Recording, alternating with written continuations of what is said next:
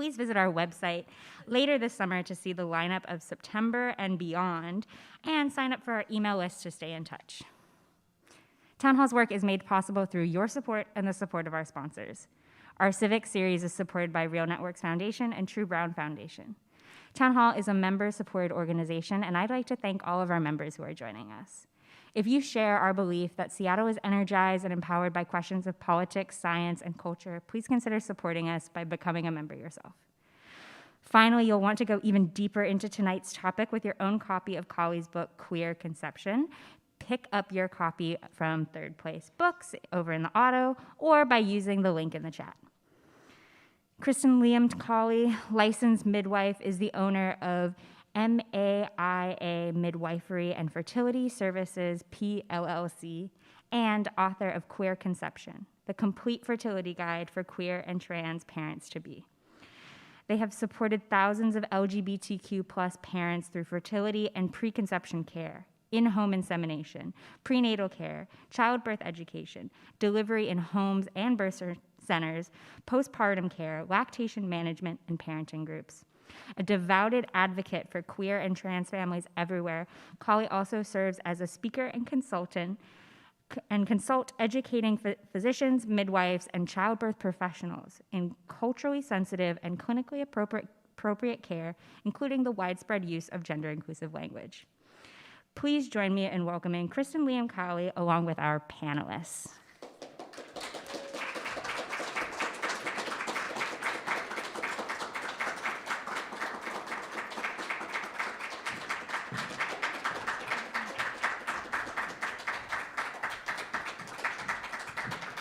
Thanks for being here. I'm going to take my mask off just while I'm reading. So everybody hold your breath. Just kidding. Thanks so much for being here and to Town Hall for having me. The way this is going to go is I'm going to read some sections from my book and then ask these lovely panelists to share a little bit about their experience. And maybe, actually, let's just start with a little intro so that folks know who's on the stage. I think I've already been introduced, but if y'all want to just say a little bit about yourselves and what brings you here tonight, yourself and your family, that'd be wonderful. Sure. So hi, my name is Juanjo Pedro, and I go by the pronouns he, him. I've been living in Seattle for 6 years now, but I'm originally from Spain. And so I came here to teach in Seattle public schools to kiddos for bilingual education. And on my time here, I grew up, me and my spouse, we both grew the need of becoming parents. And so finally, after exploring different options, we thought surrogacy was our way to go. And so we did surrogacy in Utah, and now we have a lovely, calm, beautiful, joyful baby.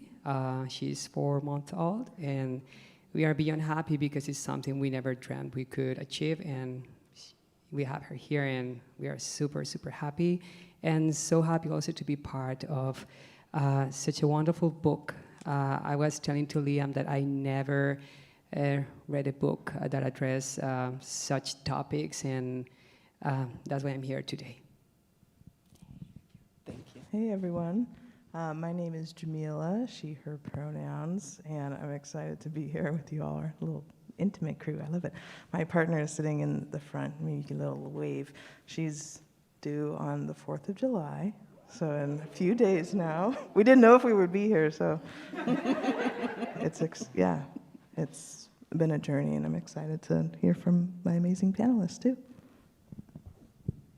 Hi there, my name is Mac. I am here because I have a 2-year-old who I carried and gave birth to. She was born March 9th of 2020, so a true pandemic baby. And I am here because I've worked with Liam professionally I'm a doula, and we've crossed paths in various circles over the years. And I also was lucky enough to work with Liam as with fertility support, as well as a participant in the Centering Pregnancy group, and then after giving birth, the queer early parenting support group. So have been a part of the many wonderful offerings that Liam has done over the years, and did an inclusivity read of Queer Conception a year plus ago, I think. So very excited that the book is finally out, and I've been recommending it to all of my friends. So I am excited to tell you more about my daughter when the time is right, and my family as well. So thank you for having me. Hi, I'm Katie, and my birthday is also March 9th. And I gave birth to my daughter, Madrone, who should be going to sleep right now, 3.5 months ago. And my wife, Robin, and I, we were fortunate to be able to do reciprocal IVF, or also known as shared maternity, where we were able to use her egg, and I got to carry, and we also used a known donor. And so it's been a journey, and I've been so grateful to know Liam since February of 2020, when we had one in-person support group about conception, and then have been online doing conception support group, IVF support group, pregnancy support group, and then just finished our parenting support group, and have been beyond grateful for the community that we've been able to find through and with Liam. And I'm so glad to be a part of this today. Yay, thank you so much. Yeah, I think you all speak so much to the community that's formed when people come together, when they're becoming parents, and that's why I do what I do, but the community doesn't happen without all of you. So thanks so much for stepping forward and being willing to share your stories with folks who are here and online, talking about queer conception. So our conversation tonight is going to cover 3 topics: decision-making on the pathway to parenthood, accessing care, and queering pregnancy. And what I'm going to do is read you some sections from the book, and then ask these folks to share a little bit about their experience regarding those topics. Let me grab just a little bit of water. So, regarding decision-making, the decision to become a parent is monumental for anyone. While some in our community can make babies by having sex, the vast majority of us must utilize outside resources, and the decision-making on the way to conception can be overwhelming. Even the more obvious choices to be made, such as finding donor gametes or deciding who will carry the pregnancy, can be paralyzing for many families, whether you're single, coupled, or in a poly relationship. The complexity of each of these decisions intersects with every aspect of our identities, from racial background to gender identity to career and socioeconomic status, from religion and spiritual identity to where we live and who we call family. For every individual choice, there are implications for that decision that lead to further decision-making, like a never-ending series of Russian dolls that are opened one after another, all based on the simple desire to hold a baby in our arms. As you navigate the decision-making process, hold fast to the reasons you're doing this in the first place. For instance, most of us choose to become parents because there's love in our hearts that we have to give to a child. Let that love guide you. Keep it in the forefront of your mind, and let it keep you heart-centered when the thinking part of this process starts to bog you down. Meanwhile, realize that you're going through a major life transition. You're not just bringing a new human into the world, you're stepping into the role of a parent, which will change everything about how you live your life. If you're already parenting, adding another child will change who you are as a parent. A lot of people make the mistake of thinking that having a baby will just be something that's added to your life, which any parent will tell you could not be further from the truth. Becoming a parent changes you. Who you are now will be integrated into your identity as a parent, not the other way around. What this means ultimately is that the ways you come to know yourself and the personal growth that happens along the way are all part of investing in yourself as a parent. Recognize that you're embarking on a path of lifelong learning. The decisions you make as a parent will not end once conception has occurred or even once the baby's born. The process of knowing your truth and acting on that truth is exactly what it takes to parent wholeheartedly. Stepping into your truth, nurturing your capacity for resilience, and intentionally choosing life, love, and joy are what queerness is all about. We have so many tools as queer and trans people that serve us as parents. The very act of conceiving with intention means that our children are deeply wanted. The resiliency we've accumulated over a lifetime of existing outside cultural norms will help us navigate the ups and downs of fertility, pregnancy, and new parenthood. Know that so many others have come before you, that you're not alone in grappling with these decisions. Tackle them one at a time. Stop and breathe deeply as needed, and take the time you need to integrate your thoughts and feelings each step of the way. If you have one or more partners, if you're choosing to co-parent with someone who's not your romantic partner, make sure each of you are doing your own soul searching, then come together and compare notes. See where you match up and where there are more conversations to be had. I promise this will not be the last time you do this big work together.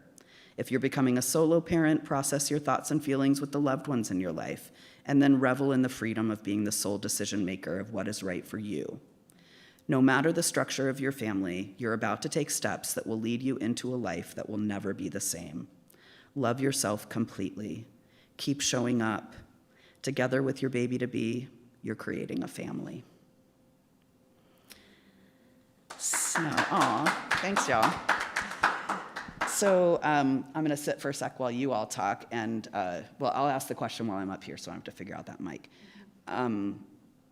I'm hoping that you all will describe some of the decisions that you had to make before conceiving, and if there were any guiding principles you kept in mind along the way, or anything that you just kind of kept coming back to as you navigated that decision-making process. I'm happy to start.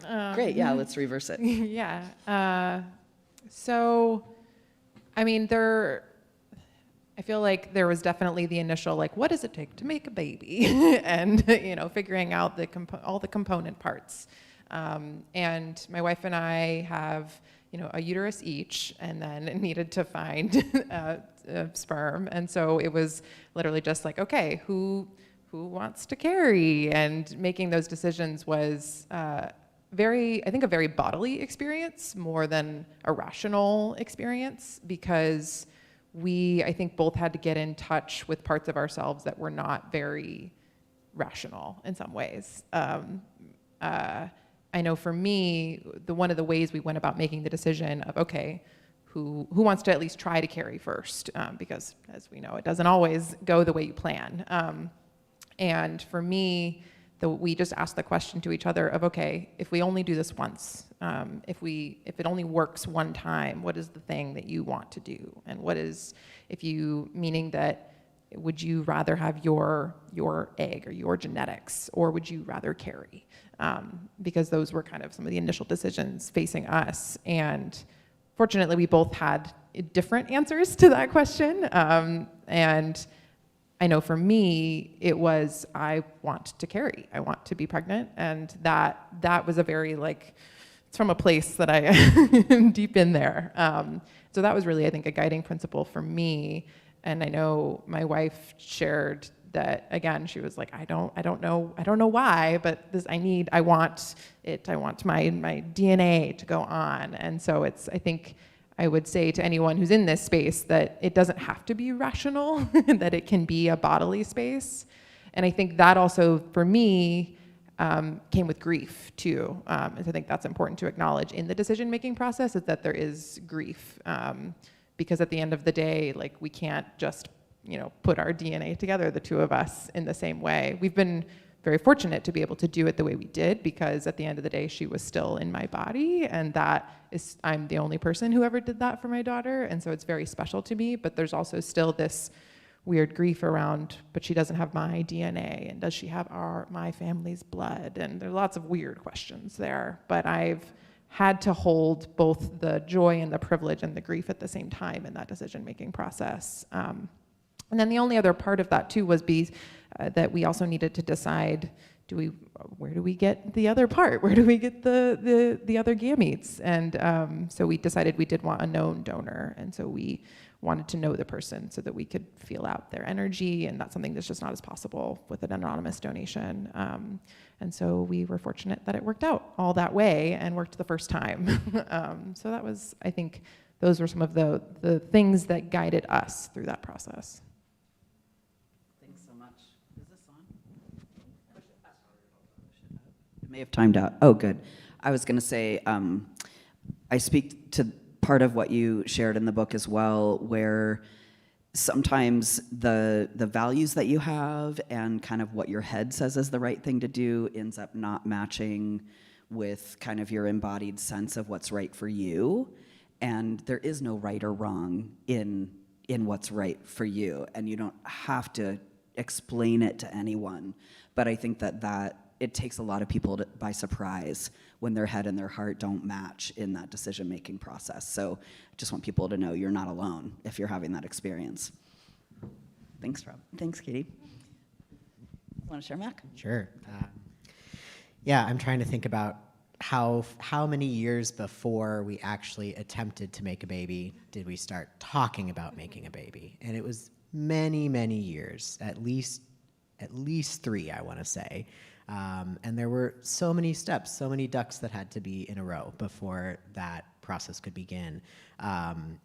For me, I had been on testosterone for, at the time, gosh, maybe 7 or 8 years. And so coming off of testosterone was kind of step one. Well, it wasn't even step one, actually. I did not want to stop my favorite hormone without having a plan for what was actually going to happen. So really, step one was a lot of conversation with my spouse, and we had decided from very early on in our relationship, we've been together almost 11 years now, and I think from the first few dates that we had, it was like, do you want kids? How would we make that happen if we were to do that? We both have uteruses, and she was pretty clear from the start that she was not interested in carrying, has said that she always wanted to be a mom, but never wanted to be pregnant. And I was thinking to myself, well, I think I could do that. I think I could be pregnant. I'm all right with that. Let's give that a try. And for me, that doesn't conflict with my sense of gender and my sense of myself as a man in the world. And so that was pretty clear. That was like, I'm going to be the one to carry. And then we need the other piece of the puzzle, right? You need an egg and a sperm. As Corey Silverberg's book, What Makes a Baby, will tell you, you need an egg and a sperm and a uterus. And for us, we had egg and uterus, and the missing component was sperm. So we asked a good friend if he would donate to us, and very quickly he came back and said yes, and that was really, really lucky to have the first person we asked say yes. So we tell Rowan now, Rowan is my daughter's name, that the way we made her was with an egg from Daddy's body, sperm from Uncle Anthony's body, and love from Mama, and that's how she came to be. So yeah, those were some of the conversations and decisions that went into it. There was also a whole legal process that we had to go through, and fertility testing, and then the process of coming off of testosterone and getting my body ready, and many, many other little details that I've now forgotten, of course, because you have amnesia once the baby is actually there. That's very real. But at the time, it was the only thing I could think about. I do remember feeling like this was just at the forefront of my mind. It was really, really hard to focus on anything else for those months and really years that it took to get to actually having a pregnancy that stuck. So I hope that covered all the bases. Absolutely, and just the overwhelming, I couldn't say it any better. It does consume all of your waking thoughts and often your sleeping thoughts in that process of trying. It's very trying to be trying. Yeah. Yeah, it's interesting to think. I don't have a kid yet, but still, what were all these moments that brought us to where we are right now? I mean, I think that as a Sagittarius, I felt like I wanted the opportunity to explore anything that life could offer me. And I mean that sort of jokingly, but quite seriously. I don't think I had this driving, I have to be a mom necessarily. It was more of this is something that I really want to try with the love of my life, my partner. Like, we've done other projects together. This is quite different. What would it be like to try to build something with someone that I care so much about? And I think there were just like kind of subtle questions along the way. I don't know that we necessarily had an explicit conversation that you all are describing. I kind of was just like, you would be beautiful pregnant. I said that a bunch. And Emily would usually be like, I'm not ready. I'd be like, cool. And I don't know, I would ask that maybe every year. We've been together for 15 years, so I don't know how long I started asking that, or if she agrees with what I'm saying. But for me, bodily, I didn't, and still don't necessarily have a desire to carry. So I think that was, like, when I think of guiding, sometimes it's the realities that sort of build a block up, and that's what creates your path a little bit too, as much as it's like your own individual desire. It's sort of like what actually comes to be. So like body function, emotional function, legal constraints, medical constraints. And so just kind of all the way we've been trying to go through this process with just open hearts to see, how far can we go? And actually the first time that, so we tried twice. We worked with a known donor who's one of my best friends from high school. We initially wanted to work with a close family member, but that person said no. And so that's what I kind of mean about the blocks going up. Okay. But the thing that I think that was still guiding us was just this desire to try to build something together. And so this person said yes, so that was kind of like, okay, now we're going down this road. Oh, your spermies are good. Okay, now we're going down this road. Oh, and they can be frozen and unfrozen. They still swim. Okay, like, oh, like, there's not any known at the moment, like, genetic barriers to putting these two parts together. So I think there's, just been all these moments that maybe we were guided by, but also, like, influenced by, but just tried to be really, really open. So I think it was kind of funny when Emily got pregnant on the second try with IUI. I was like, wait a second, this actually worked. I don't know, I didn't think about the results so much because I was just so in the process. And it was like the first time that I was like, holy shit, I don't know if I can swear on this. I was like, oh my God, wait. And I had to like actually stop and pause and really think about what this was because I was so deep into the how do you do it, not to the like what actually happens when you do this. Even though, of course, I know what happens when you put these things together. But that was a really kind of funny moment. But I guess what I would say so far, the guiding principle still feels like it comes back to this opportunity for us to open our hearts to ourselves and our community. And I think that's still true. I love that so much, the intersection of desire and possibility, and you just don't know where it's going to take you. Yeah. Thanks, Jamila. Yeah. So for us, I think we started, me as being a teacher, I love working with kids, so I just was growing a lot of love for different kids in different years, and I was just imagining myself like, wow, if he would be my own kid, that would be, if I'm loving him so much or her so much already at the end of the school year. So I think I started to talk with my partner about it, and then, I'm so lucky that he's I'm with him because he's a person that always supports me in everything. And so he also, he said, okay, let's just look how we do this. And so we started going to foster family centers, then calling for adoption clinics, etc. And we always ended up with the same top, and it was that we couldn't assure our length in the country due to our visa. So, they always said you have to do an international adoption, which I couldn't even think about it. Like being here and do an international adoption, and it's really like if I never stopped to think like when I look in the map and see where can I do this, there are not many places. There are not many places really. I mean, even adoption as a gay couple, and both of us being recognized as parents. So finally, we ended up calling some friends that did surrogacy. And so they very gently explained to us the whole process. They made it super easy. Then in reality, it's not that easy. But we went their same path.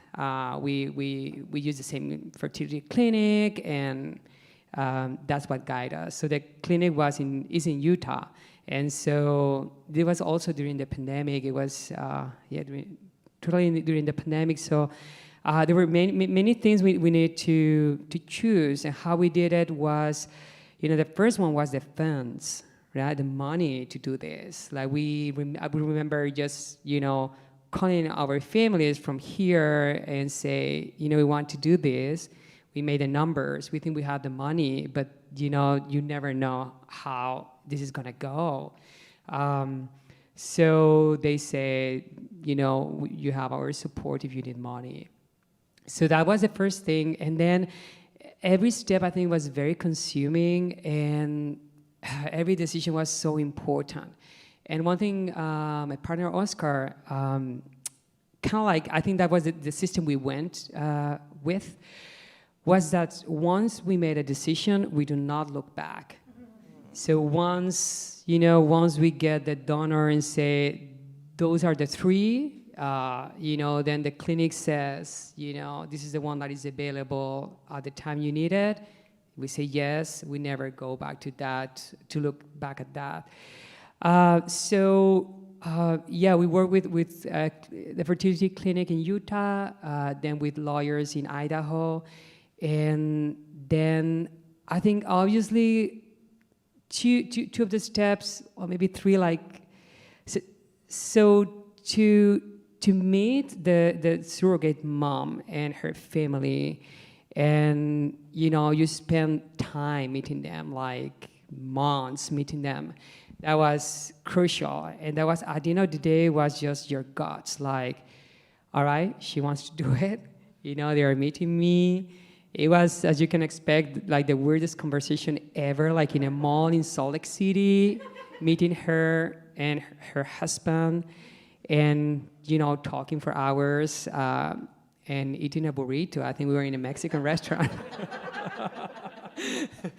So that was a hard decision to take, and we are just beyond grateful for following our guts, because it has ended up being a wonderful experience to do this with that family. And so that was one. Another one was the surrogate contract. I'm going to say nasty, but it's in the sense of there's so much there, all that can happen. It's just so scary to sign that contract, and all you are being committed to do, depending on what happens. And at the same time, it's true that anything that is in that contract is, from our point of view, was fair for the mom, the surrogate mom. She was doing this for us, so she should be totally covered for anything, of course. So that was scary, the surrogate contract. We spent a lot of time also. And the other one was the sperm. We really never thought we were going to be able even to have a genetic child. So really, we wanted just to go with whatever. Boy, girl, his sperm, my sperm, who cares? Just a healthy baby. But it's, so we finally kind of say, let's go with the healthiest option, something like that. And then, the clinic tells you everything if you want to know or not. We decided to know. So, I think there was a point of us to say to the other, we both want to bond with the baby. Is it important to you, that is your sperm, to bond with the baby? And that was weird even to think about it. It was weird and sometimes even felt selfish, to talk about this. And so we said something like, we are just gonna go with the healthiest. And, if in Spain we have two last names, so we said, if it's yours, Oscar, then my last name goes first, and the opposite, something like that. And, if anybody's at this step, I would say don't be scared, because really, to me, so the delivery was the most beautiful thing in my life I've seen. And then when the newborn, when she was with us, I also admit, I love her, but I didn't feel bonded, because it was like, nobody ever told me what a newborn is. I should maybe have found it. It's so scary. You're just thinking, is she gonna die anytime? Like, she cannot do anything. So, and you're just serving. But the moment, 2 or 3 weeks, and she knows when you do like this, it's you, just the bonding, it's just the magic appears.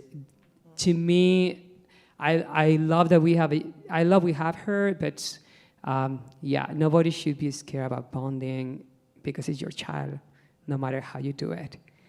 So that's, many decisions, and our way to go was, when we decide something, we do not look back. And if we don't feel sure, we wait a little bit more. That's what I would say. Absolutely. Thanks so much. It's the way to be kind to yourself when you're in a place of vulnerability, and there is no right way. So I just really feel like the kindest thing you can do is just to commit to not second guess yourself after the fact. Once you make a choice, you know that you've made the best choice that you possibly could. Yeah. Thank you so much.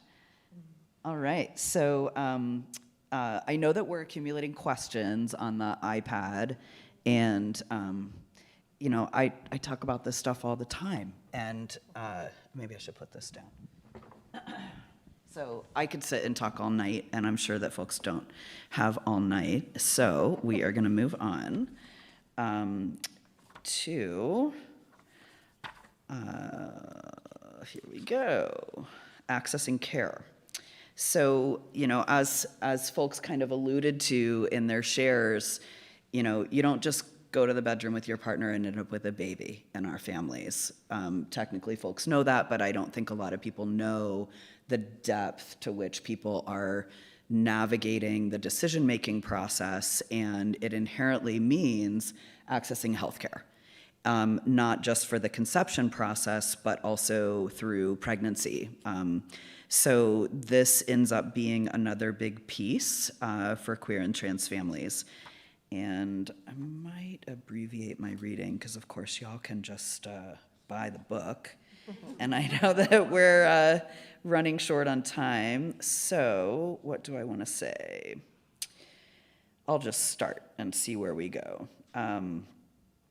Accessing preconception health care. Many trans and non-binary people avoid accessing medical care whenever we can, because we still face marginalization in healthcare contexts, from inattentiveness to using appropriate names and pronouns, to providers who perpetuate stigma and outward displays of discomfort, or even instances of providing substandard care, all within a healthcare system that often has no place for us on medical forms and or insurance billing codes that are binary specific. Clinics in some areas refuse to care for members of our community, and those who do invite us to enter care may not invest any resources toward ensuring queer and trans sensitivity. While the coming years will hopefully bring about substantial changes in fertility medicine, as indicated in recent guidelines published by the American Society for Reproductive Medicine, until that change occurs, you'll need to be selective about the providers you turn to for fertility care, and consider taking a fertility doula or other advocate with you to your appointments. Let me skip ahead. As I'm reading, I'm like, gosh, I've read a lot of books to little kids. Do I need to change the genders? Do I need to cut out the violent stuff? Active book reading. While you simply need some medical intervention, there's no such thing as a purely medical experience. You are a person who is receiving medical care, and you deserve to be treated as such. Take the time to select a clinic where you'll be treated with consideration and respect. If you've got the capacity to cope and maintain resiliency, you may be able to navigate care in a clinic that doesn't always get the gender and orientation aspects right. However, it takes emotional energy and intentional reframing in order for this to not chip away at your sense of validity as a prospective queer or trans parent. For some, this will mean silently correcting the language you see and hear so that you and your family are validated, even if only inside yourself. For others, it will mean addressing the issue head-on by pointing out instances where the clinic's printed materials, forms, and language used is not appropriate to you or your family. Many providers are amenable to such feedback, and some will go the extra mile to make sure you're seen and heard and cared for appropriately. And I would actually add, and then go on to train everybody on their staff and hire more queer and trans providers and make it better for everybody else. So, my question to you all is, can you describe a bit about your experience navigating healthcare during conception and or pregnancy? Well, a couple things that came to mind. So our donor initially was doing some testing in Louisiana, and Louisiana and Washington state laws are very different. As you might imagine, clinic experience can be very different. So there are a few things that we, laughed about, but were just, straight up homophobia and queerphobia. Like, oh, is your wife coming in later? And he's like, do you hear me? I'm so gay. Why would you ask that? Or like something so funny of giving him magazines of, naked women going in. And he's just like, this is, yes, to give his donation. Like, this is useless for me. So just like these little subtle things that aren't so subtle, but they're just like daily practices in spaces like that you just have to tolerate in some instances. And I'd, appreciate what you're saying in the book of, what are those opportunities to like open spaces more. And then sometimes there's just these moments where you're just like, I'm just gonna keep it moving and, get in and get out. I also think that part of my lack of bodily desire was somewhat influenced by like a genuine fear of healthcare and Black maternal health in the United States. And like literally like, I don't know if they could like deal with my Black fat body. Like just feeling that fear of not, and that almost like maybe shutting, like I said, putting up a little barrier for me. But in Seattle, it still happened too, little moments of, trying to find a doctor. And someone saying, oh, well, I don't know if we can work with you because you did IUI and, that can lead to complications. And you're just like, what? Don't. For the record. Yeah. There's nothing more complicated about an IUI pregnancy. Right. And we were just like, but don't the straights do this too? Like, why would you even say that? Like, it was just odd because I think sometimes it was drawing this fine line between we're queer, treat us differently, treat us how we are, and also, wait, you literally do this all the time, why are you making a big deal about it?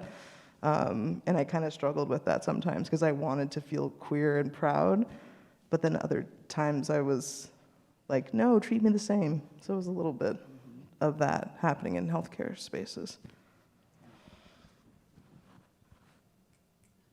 I'll just echo a little bit of that, and that we were fortunate in many ways to have, a pretty like run-of-the-mill, I think, some of experiences like general healthcare anxiety, that I had going in, and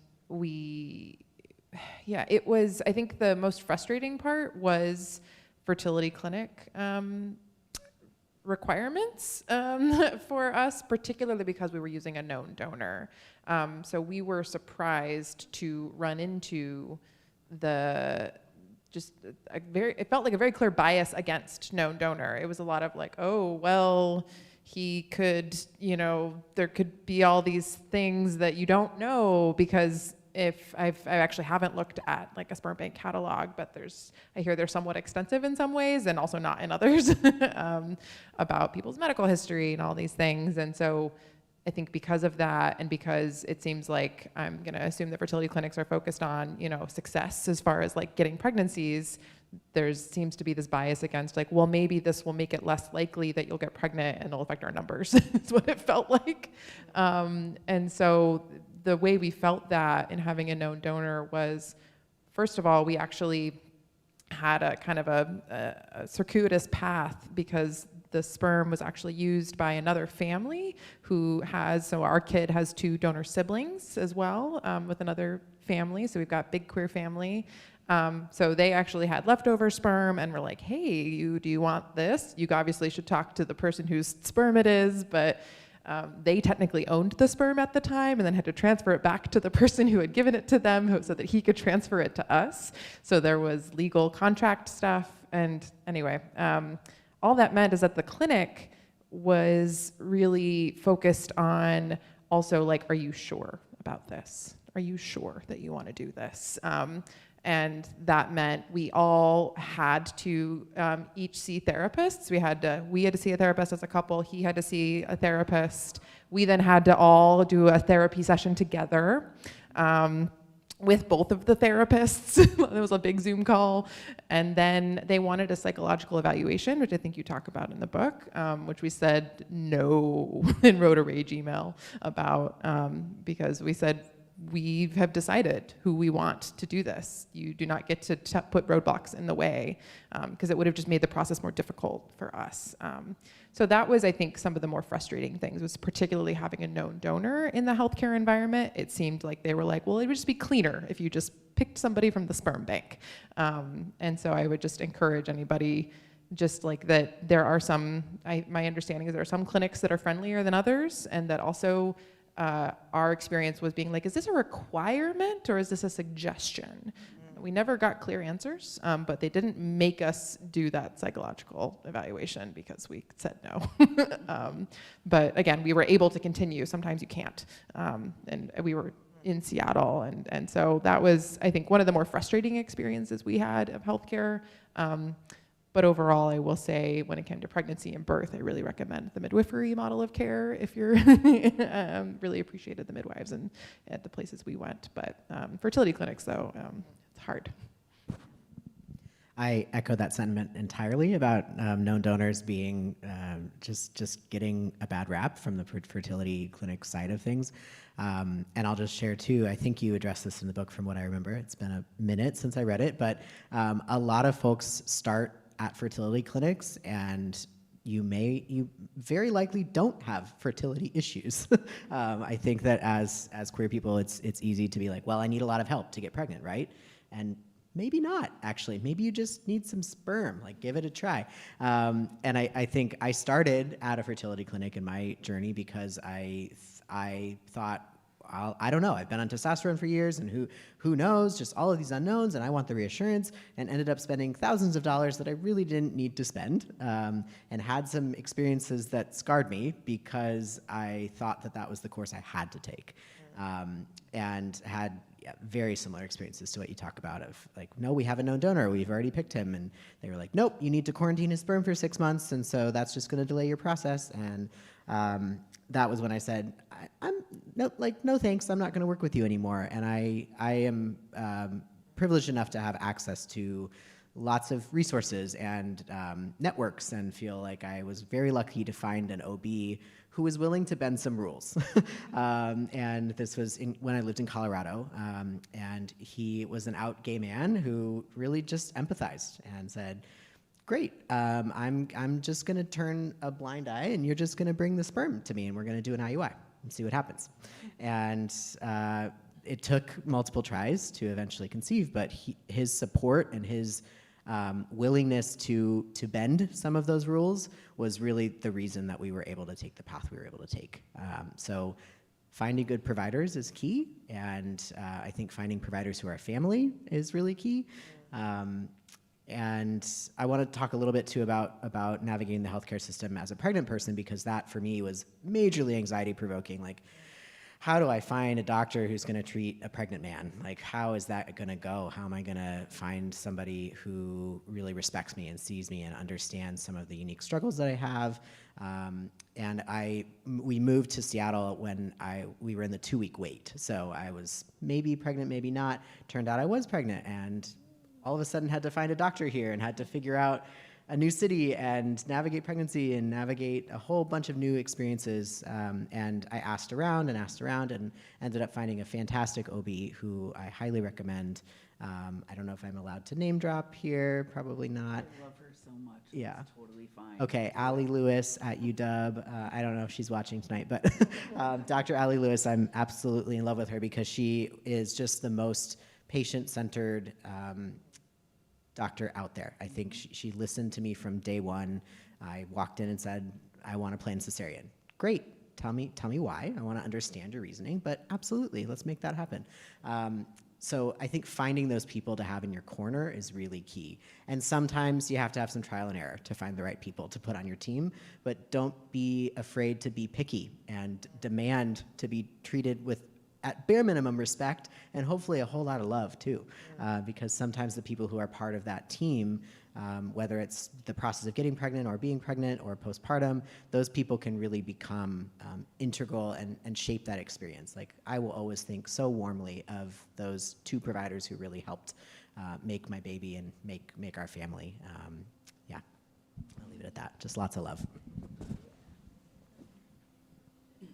So yeah, I love listening to your story and to all of your stories, and I think that made me think that I think when we were doing it, I felt kind of just good how everything was going on, and the clinic was treating us because they were very diligent, and everything worked at the first try and so well.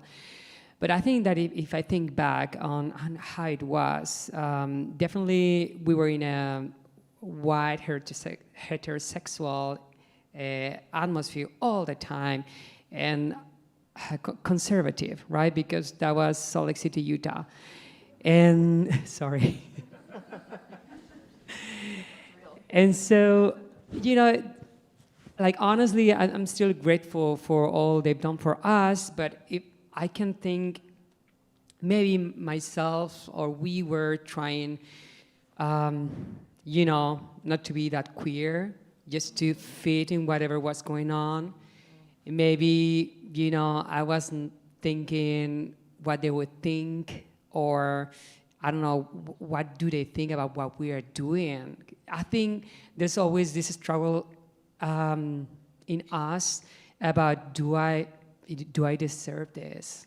Mm-hmm. I think it's just, or at least it's to me in some back, of my neck. Mm-hmm. So that's, when you are doing something so important, you always feel how others are gonna look at me. In this case, the clinic, the doctors, the family of the surrogate mom, everybody. So that was a struggle. And then, I think we were us, but we were trying, to fit in that atmosphere all the time. And so that said, I think there were a couple of things with maybe nurses, not understanding what was PrEP, for example, and then maybe some illnesses from the past, and why is a mark, and then we were just always super worried about anything that could stop us from doing it. So when we expressed something and they were like, but what is that? What is that illness? Or what is that medicine you take? And they did not know. It was just hard for us to, oh, wow, is this gonna be a problem?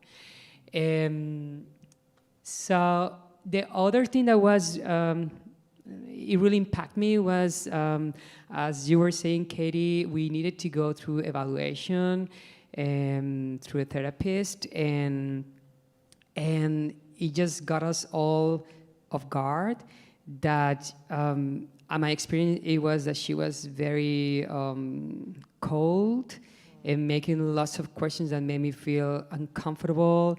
And I kind of felt that she was, after us, I'm just gonna find something to stop this.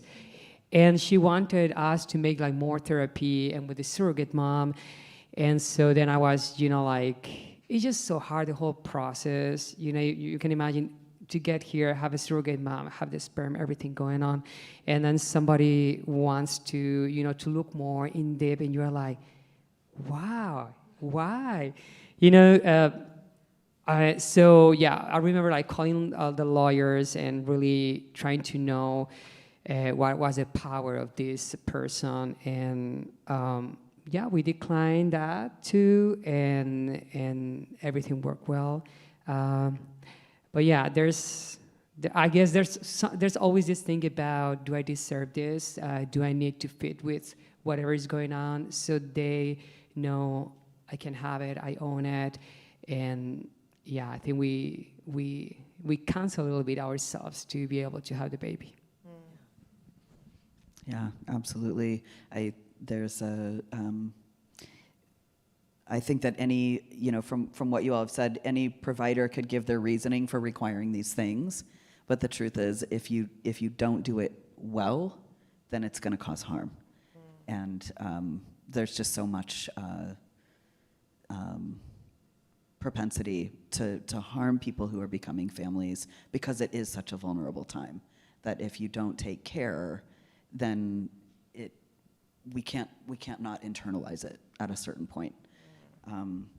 I feel like so many people, by the time they get to meeting their baby, they're traumatized from everything that they've been through to get to that point. Absolutely. Which should just be pure joy. Right. There should not be trauma to getting there. And that's what makes me really angry. Mm-hmm. Yeah, and by the way, here's a fragile little newborn. Go take care of them now with what we've left you with. Yes.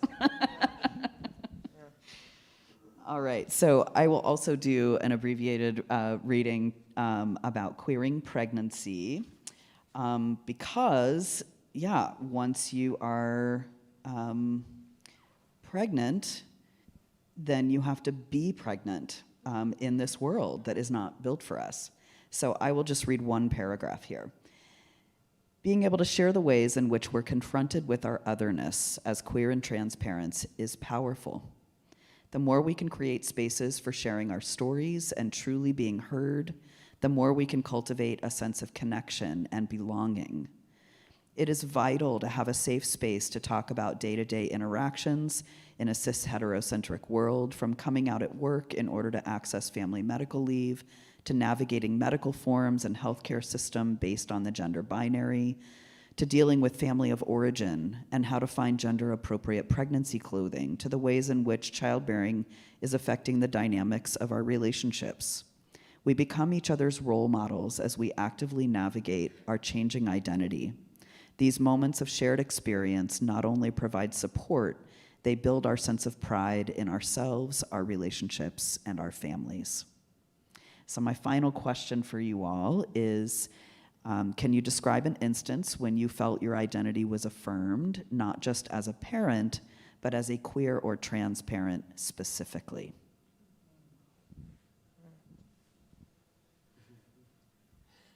I just can think on one thing probably is when we got the birth certificates with our names of our daughter. It felt like really reaffirming to me, like, she is our daughter, that's the paper that says so. And it felt really, really good. It felt really good. So that's what I would say. Thank you. I was racking my brain, and then all of a sudden something just popped in. So one of my favorite photos of my spouse and I was a few minutes before our daughter was born. We took a photo in the hospital room. I had made us scrub caps, so I had a planned cesarean, as I mentioned earlier, scrub caps, and I had put these iron-on letters that said "Mama" on hers and "Daddy" on mine, mostly because I wanted people to be like, no questions about who we were, right? So, and I wanted that photo too. When I was doing that, I thought I want this picture. And so we have this photo now of the two of us. She's reaching over and holding my belly, and 20 minutes later, our daughter was born. And I just remember the experience of walking into the operating room and everybody there just really, I don't remember what they said, but the general feeling was, we're going to care for you and love your family for exactly who you are. And that's exactly what happened. There were no mistakes that were made. There was absolute recognition of my humanity and my role as dad and also as the parent who gave birth. When I think for a lot of people that can be like a brain does not compute sort of situation, when for me it's the most natural thing in the world. And so to have that team of providers who really just got it and understood, they didn't understand everything we'd been through to get to that moment, but they did, and they were respectful and kind to the two of us. So, yeah, that was a good moment. They saw you, which is not that hard to do. Just stop and see. It's not that hard. Yeah, I was like, my title is listed on my forehead. You made it very easy for them. I wanted to make it super, super clear.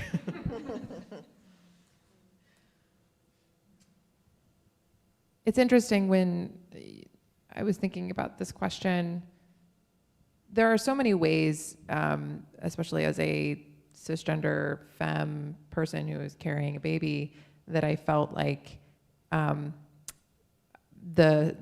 culture was in some ways like trying to affirm my identity. And then they were able to just be like, oh, and your wife. Like they were just kind of able to like replace the term. And I think so it's interesting because in many ways our culture and our norms kind of are like, I can benefit from that privilege, and yet I often felt, I think, not fully seen in just all of myself. And I think one of the things I'm most grateful for is that we did so many support groups with Liam, because what that allowed us to do is have it like such a deep sense of community throughout that we could after every doctor's appointment, we could like get on the Zoom call and be like, guess what, y'all?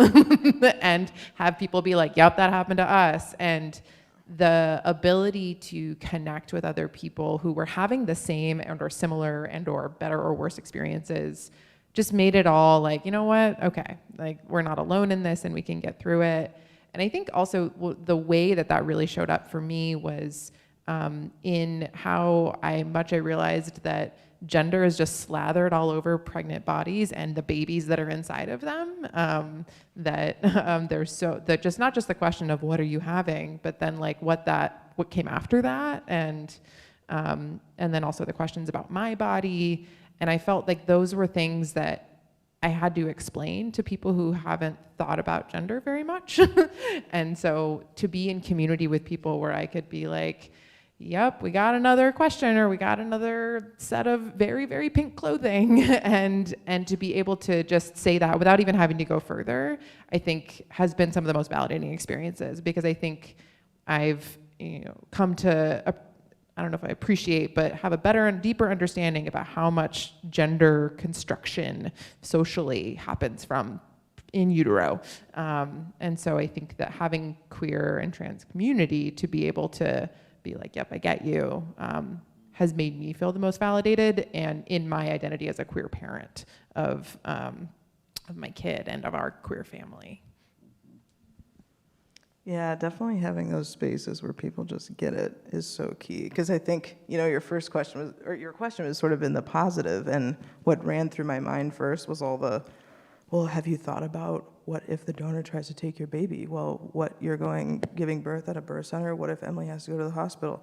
Have you ever thought about this? Have you thought about this? Like, as people's initial reactions to be like very prying and worst case scenario. And when the gag is, I've literally already thought of all of that, and you're just repeating things that we're way past. Like you said about looking back, I'm like, we got this. Thanks, though, for bringing up something traumatic in a quick conversation. But on the flip side, there's been these spaces or allies that emerge that are just like, yeah, cool. I'm so excited for you all. And those are really beautiful moments because sometimes they felt kind of unique. And one thing that stands out as kind of a like allies moment is at work. It's like we've formed an unofficial dads committee, and everyone's cool with like me being a dad, which I kind of like toy with that word a little bit. So it's me and two other cishet dads that we're trying to talk about parental leave and what that means for our partners who are giving birth and what that looks like. So a space that I never thought I'd found myself in. A bunch of, cis dudes talking about dad stuff has been really affirming. And, sometimes it's not in the places where you think it will be. But I definitely embrace that because I feel like more often than not, I'm fighting to find my space or having to protect the very little space it feels like I have. Yeah, there's so little room in our culture for non-gestational parents in whatever way you're becoming a parent and not gestating that child. Yeah. All right, well, I guess I'll look in the question book here and see what questions people have put in. All right, supposedly the top ones will come up at the, there's only 4 questions. Okay, cool. Let me take a look at what they are.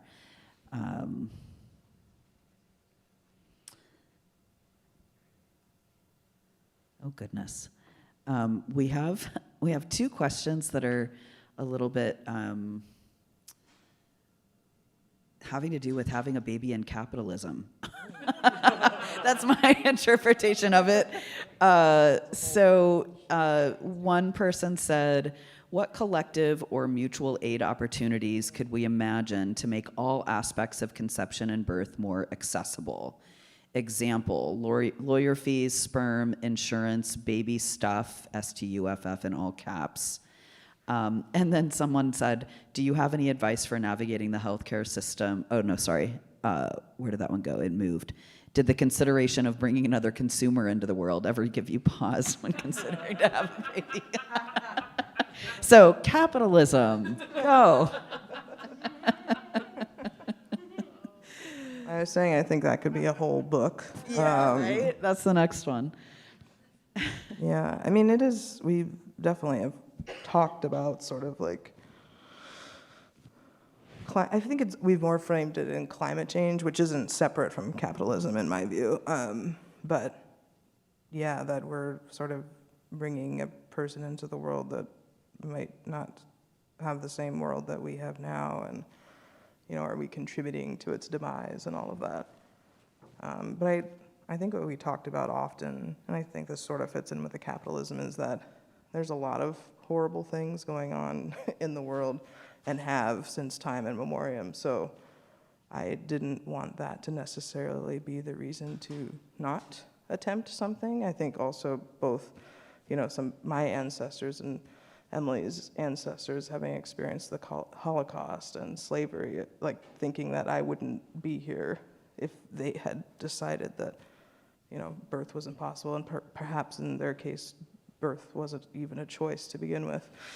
But yeah, thinking about how do you, instead of the systems that might oppress us, I don't know, trying to push back against it and make space for something new. Because I think that's the beauty of the work, is that you can try to carve out your own space amongst it all. Yeah. It's also like, even in, well, I've been doing birth work for about 25 years and focusing on queer and trans family building for about 16 of those. And the culture has shifted a lot. Even in that time period around just queer parenting and queerness and gender in the world.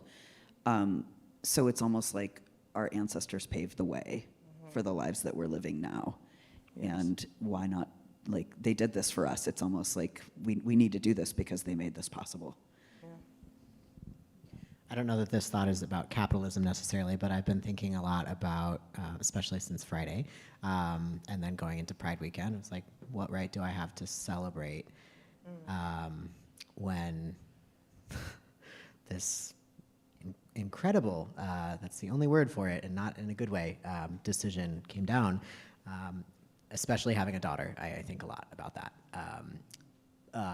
My point, being, we can't let them steal our joy. I think queer joy is, like, hang on to that and make amazing little queer babies and raise those kids to be change makers, right? Like, I think queer parents are some of, not to toot my own horn, but some of the best parents out there, because our kids are so wanted, and we are raising them with a set of values that I believe to be future thinking and responsible about choices that they will make in the world and the way they will engage with their fellow humans.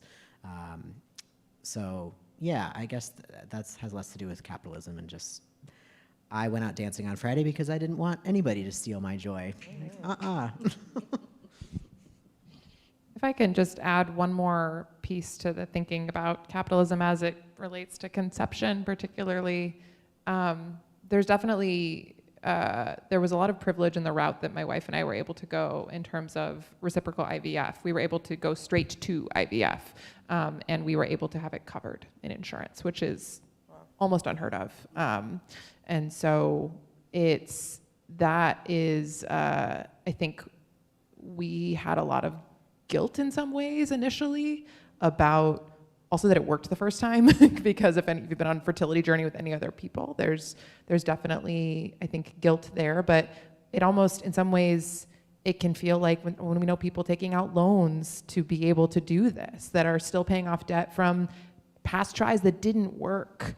So talk about like loans for, babies that didn't come to fruition in that way. And so the systems are, all together there. But there was definitely a level of like, this, like, it's like, are we buying a baby? It's kind of like what like when you are spending so much money to get there. And I know that but that came up, I think, for us sometimes, of just like how much you can end up spending. I think it does then create a very much of a divide in terms of who has access to that, and who has access to the time and the resources and the energy to navigate those systems. And so I think in relation to capitalism, conception can be very much a consuming process in many ways. But my current mantra with my child is that I want her teacher to create before she learns to consume. So that's how I'm trying to change the world. Yeah, and I would totally echo what Max said, that there are so many things that has been said that we couldn't do, and we did them, and that's another proof more to have a child.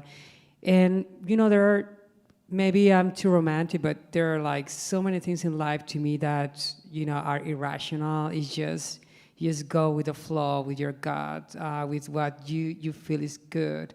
And so that was the case for us to bring a baby. There are so many things that you really think about and you would never do them. So we are going just to raise up like queer kids that are gonna be changers of the world, and there's gonna be hope. That's what I always think, hope and positivism to what's for to come. I don't know where any of the timekeepers are and how, should we take one more question and then wrap it up? Folks good with that? Okay. A question for anyone willing to share. Do you have good family support from your biological families? I'm going to say from family of origin. That's often a more appropriate term. And if not, what concerns around that do you have for your child, if any? So I think what they're getting at is, how is this all working with your family of origin? That could be another whole hour. So let's try to funnel that down to how are you navigating the influence of your family of origin in your parenting, or what you're thinking you will do once your child is old enough to understand words that are being said and feelings that are being expressed verbally or non-verbally? Yeah, I think, for the moment, we're raising her up here, and we do not have family, but we are going to return to Spain now in July, and for good. I think it's a good moment for us to to set our boundaries and to, educate and say what's okay and what it's not. And, I come up with certain topics with my mom, that I just say at the end, this is not your decision to make, or I'm not really asking you for your opinion, or I listen to it, but, and things like that. And, I can envision that it's going to be hard sometimes, but also, it's also on me, I guess, that if I love my family, to try, the same way they educated me in their values, just to give back some of that. And our families were not so acceptance of maybe our relationship at the beginning and things like that. And I think we've been just showing up, and they've changed so much. So I just hope for the same, to give something back. Yeah, I think it's definitely about that kind of showing up and learning together, because some of this stuff we're learning ourselves, right? So I would say that generally our families have been supportive, excited, and happy. We definitely had a lot of moments of educating, even sometimes with queer family members, being like, so what does the father think? We're like, nope, we don't call him that. We call him the donor.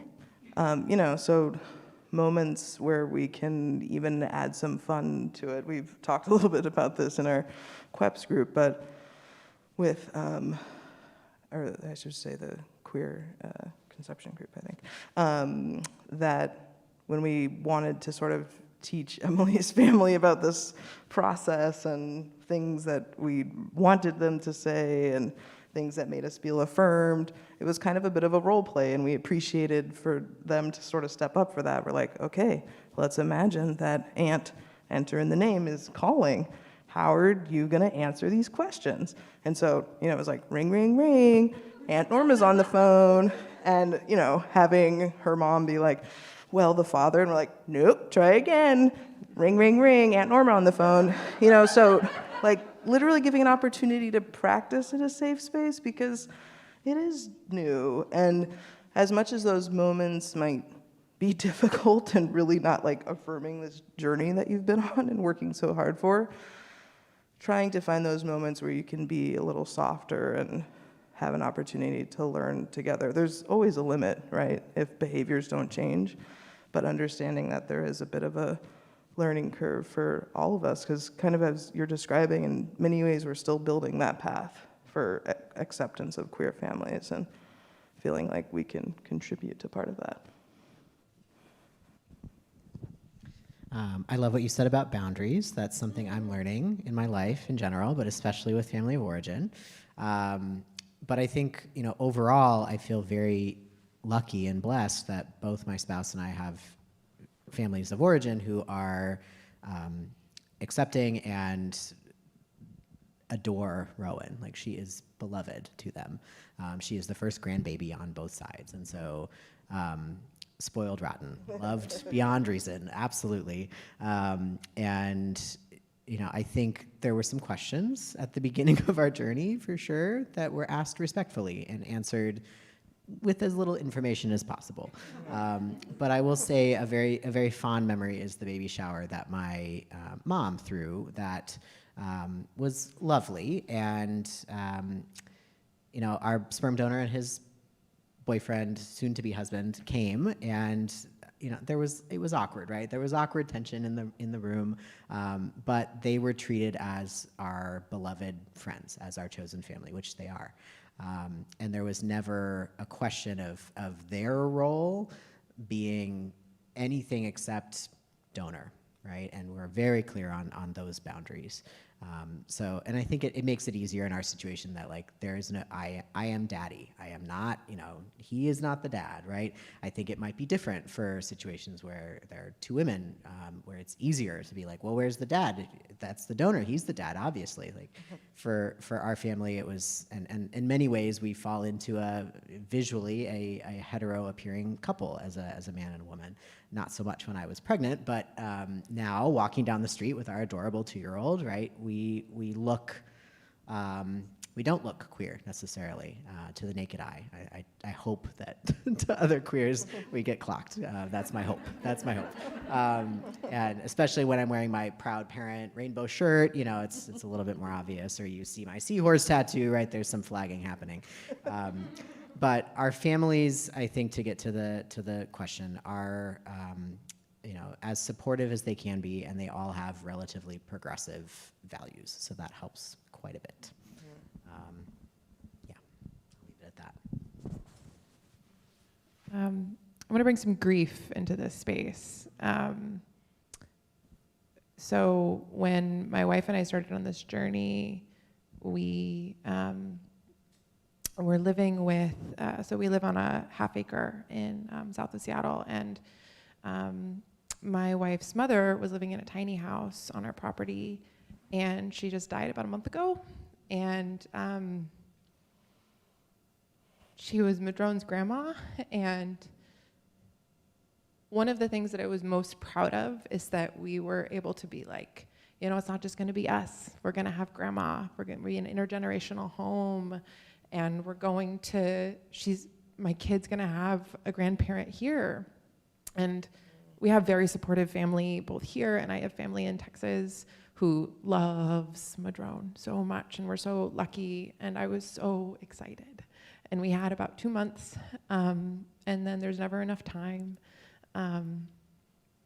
It happened really quickly, and so to bring new life into the world and then witness someone leaving, especially it being my wife's mother, who was also my daughter's grandmother and who's also my mother-in-law, or mom in love, as someone recently called her, has just thrown like so much into my relationships with everyone, because grief, I think, brings us squarely to the present, in some ways of who is not there, but also like who is there. And so I think when I hear that question about biological family, there's this underlayer of like, is everyone accepting? Like, is everyone chill? And I think there's always, with everyone, there's been a lot of learning around like, you know, Grandma Lynn was always bringing home lots of pink and lots of little gifts and trinkets for Madrone. And now suddenly those things that were annoying sometimes are very precious. And limited, and the things that she bought for her, she's about to grow out of them.